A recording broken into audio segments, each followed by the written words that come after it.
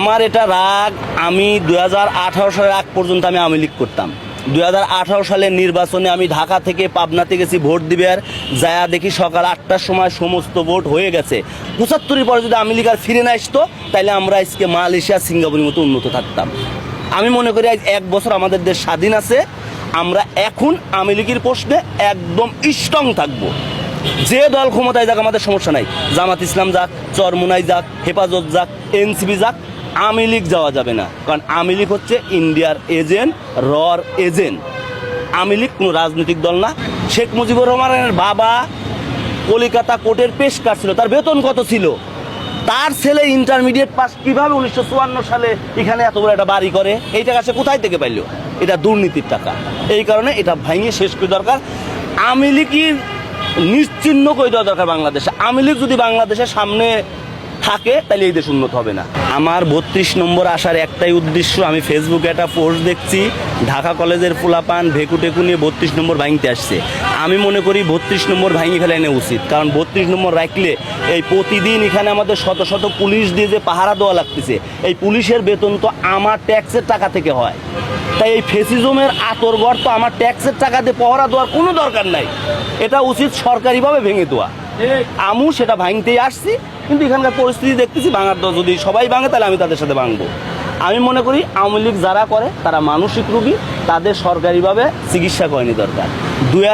1 বছর আগে শেখ হাসিনা 2000 স্টুডেন্টকে আমাদের দেশ থেকে মারিয়ে ইন্ডিয়া যা পলাইছে, সে আবার ওখান থেকে এখন ভিডিও কলে কথা বলে, অডিও কলে কথা বলে, লকডাউন কর্মসূচি ঘোষণা করে। এগুলো আমার কাছে হাস্যকর মনে হয়, এগুলো হাস্যকর মনে হয়। এই কারণে আমার 32 নম্বর আসার এই উদ্দেশ্য, আমি 32 নম্বরটা ভাঙিয়ে একদম মাটির সাথে মিশিয়ে এখানে একটা ফুটবল খেলার মাঠ অথবা একটা হসপিটাল, মানে জনকল্যাণমূলক কোনো কাজ করা দরকার। কারণ এই জমিটা শেখ মুজিবুর রহমান 54 সালে যে মন্ত্রী সভার সদস্য হয়েছিল, 2 মাস মন্ত্রী ছিল, সেই দুর্নীতির টাকা দিয়ে এই ধানমন্ডি 32 নম্বর বাড়িটা করছে।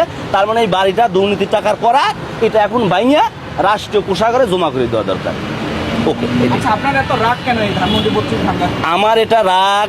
আমি 2018 সালের আগ পর্যন্ত আমি আওয়ামী লীগ করতাম। 2018 সালের নির্বাচনে আমি ঢাকা থেকে পাবনাতে গেছি ভোট দিবে, আর যায়া দেখি সকাল 8টার সময় সমস্ত ভোট হয়ে গেছে।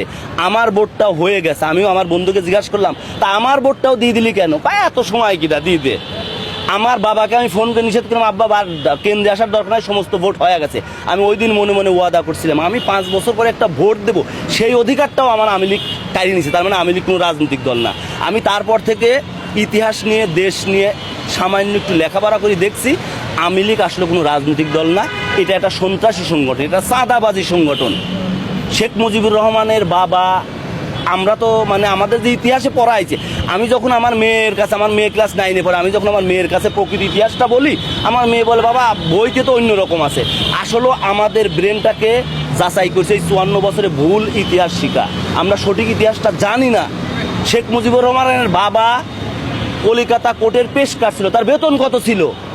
তার ছেলে ইন্টারমিডিয়েট পাস কিভাবে 1954 সালে এখানে এত বড় একটা বাড়ি করে? এই টাকা সে কোথায় থেকে পাইল? এটা দুর্নীতির টাকা। এই কারণে এটা ভাঙিয়ে শেষ করে দরকার।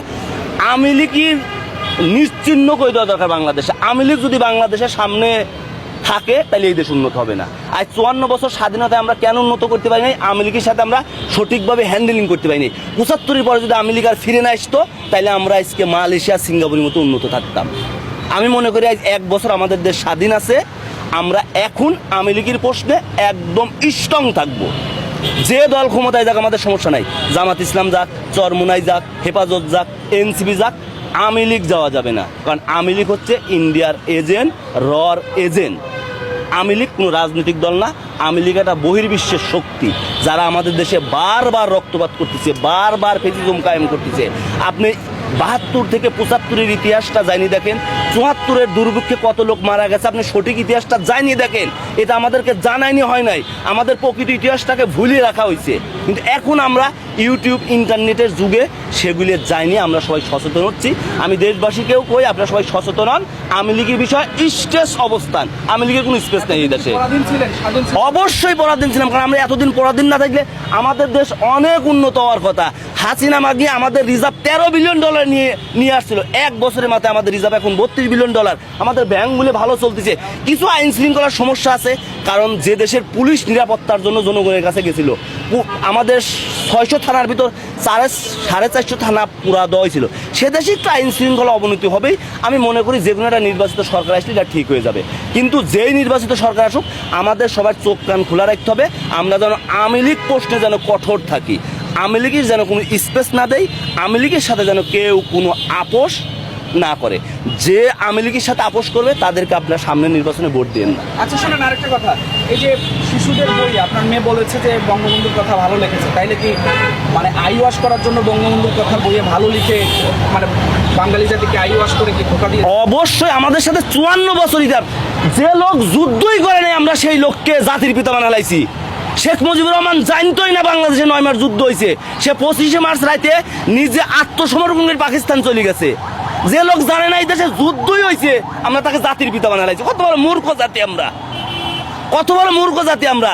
শেখ মুজিবুর রহমান 9 মাস বসে বসে ছাগলের রান খাইছে ইন্ডিয়াতে, তার ছেলে মেয়ে ক্যান্টনমেন্টে ছিল, শেখ হাসিনার বাচ্চা হয়েছে ক্যান্টনমেন্টে। তাহলে এটা কিভাবে বোঝা যায় যে তারা যুদ্ধে অংশগ্রহণ করছিল? এবং আওয়ামী লীগের যখন নেতা কর্মীরা গেছিল সবাই কলিকাতা যায়া খাট কাঁপাইছে। ওই ইতিহাস আমরা পড়ছি। এই ইতিহাস নতুন করে লিখতে হবে। বাংলাদেশের জন্মের ইতিহাসে আওয়ামী লীগের যতটুকু নাম আছে ওটুকু আমরা মুছে দেব।